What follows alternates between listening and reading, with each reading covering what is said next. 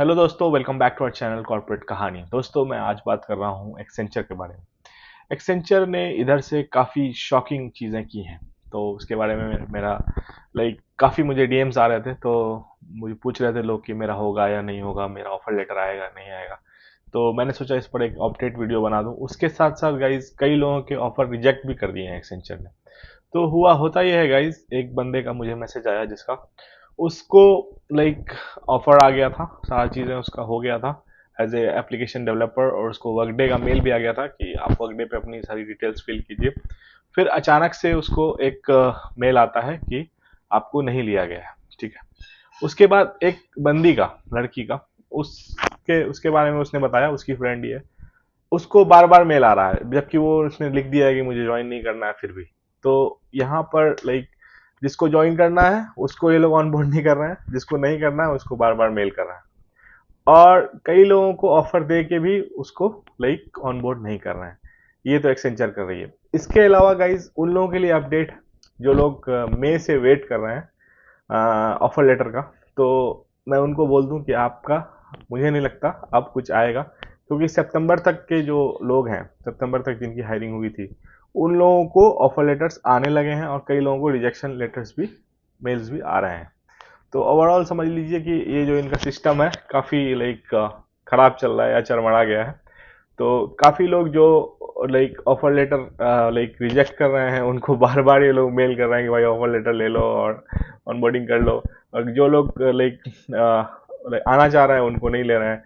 और इनका जो वो गर्ल्स वाला प्रोग्राम है कि विमेन चाहिए, तो ज़्यादातर वो लोग उन्हीं लोगों को टारगेट कर रहे हैं। मेल्स को ये लोग दे नहीं रहे हैं। इस तरह से भी ये लोग थोड़ा थोड़ा कर रहे हैं। तो काफ़ी शॉकिंग है लोगों के लिए। और इसके अलावा गाइज मुझे लिंक्डइन पर एक पोस्ट नज़र आया एक्सेंचर का ही। इन्होंने क्या किया, सारा मीटिंग सेटअप कर लिया, सब चीज़ कर लिया, और फिर अपियर नहीं हुए। जो इंटरव्यूअर थे वो लोग आए नहीं। तो इस तरह से जो एक्सेंचर का हायरिंग प्रोसेस चल रहा है, काफ़ी शॉकिंग है। और ये मैं इसी 6-7 महीने से देख रहा हूँ। एक्सेंचर इन मामलों में काफ़ी सही थी, रिस्पॉन्ड करती थी और चीज़ें उनकी सही चल रही थी। लेकिन ये जो हरकत कर रही है, तो ये काफ़ी डिसअपॉइंटिंग है। और मैंने देखा है अक्सर काफ़ी सारे वीडियोस में भी मैंने देखा, लोगों ने हाईलाइट किया है। तो मुझे भी लगा कि इस इशू को उठाया जाए, ताकि एक्सेंचर इस पे काम कर सके और इस चीज़ को सुधार सके। और सबसे बड़ी बात यह है गाइस कि आप वैसे लोगों को ऑफर दें जिनको ज़रूरत है। जिनको ज़रूरत नहीं है उनको आप बार बार मेल कर रहे हैं। और जिनका सब एक बार आपने ऑफर दे दिया, उनको बुला लिया, सब चीज़ कर लिया, लास्ट में उनको रिग्रेट मेल भेज दे रहे हैं कि ये पोजीशन फुलफिल्ड हो गया है। तो इससे क्या होता है ना, कि जो लोगों की उम्मीदें बनी होती है, एक मेंटालिटी बनी होती है कि भाई मुझे फलाने डेट को एक्सचेंजर ज्वाइन करना है। तो आपको क्या होता है कि अरे यार, फिर उसने नहीं भेजा, फिर आपकी एक अलग से टेंशन शुरू हो जाती है। तो ये चीज़ें आई थिंक एक्सेंचर के पॉइंट ऑफ व्यू से, मैं सोच रहा हूँ एक्सेंचर के रिक्रूटिंग के जो रिक्रूटिंग करती है एक्सेंचर, उसको काफ़ी वो कर रही है।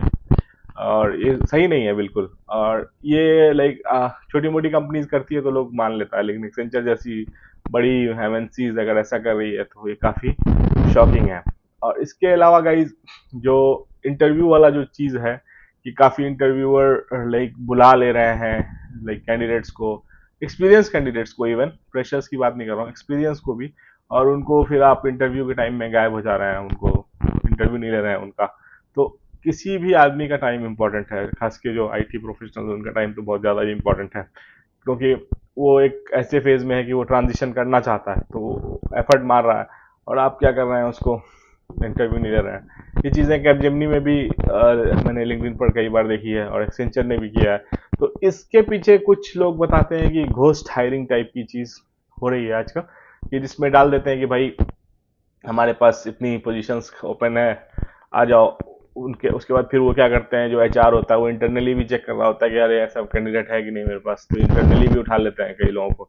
और कई बार क्या होता है कि बाहर से मान लीजिए 10 कैंडिडेट का इंटरव्यू शेड्यूल किया, तो मान लीजिए कुछ कैंडिडेट का पहले कर लिया, अगर उनमें से जो बेटर निकल गया उनको ले लिया। इस तरह से भी कर रहे हैं, जिस वजह से ये लोग इंटरव्यू में अपियर नहीं हो रहे हैं। तो मैं ये सजेस्ट कर रहा हूँ, मैं ये चाह रहा हूँ कि जो कंपनी है थोड़ी अपने रेपुटेशन को बचाए, और पहले से ही आप मेल कर दीजिए कि भाई हमें नहीं लेना है, और नहीं कर रहे हैं हम हायर, इस तरह से आप कर सकते हैं। बट इस तरह से जो गेम होता है ना कैंडिडेट्स के साथ, ये तो गाइज बिल्कुल अनएक्सेप्टेड है। तो अगर आपके साथ भी एक्सेंचर में ऐसा कुछ हुआ है तो आप हमें कमेंट सेक्शन में बताएं। लेकिन ये काफ़ी शॉकिंग न्यूज़ था, तो मैंने सोचा इस मुद्दे को रेज किया जाए। और आपके पास अगर कोई और इशू है इससे रिलेटेड आप डिस्कस करना चाहते हैं मुझसे, तो आप मुझे इस लाइक कमेंट बॉक्स में पूछ सकते हैं। इसके अलावा इंस्टाग्राम पे भी आप मुझे डीएम कर सकते हैं, अगर मुझे टाइम मिला तो मैं आपको रिस्पॉन्ड कर पाऊंगा। और मिलते हैं गाइस अगले वीडियो में, जानते हैं नेक्स्ट टॉपिक के बारे में। Thanks for watching, bye bye.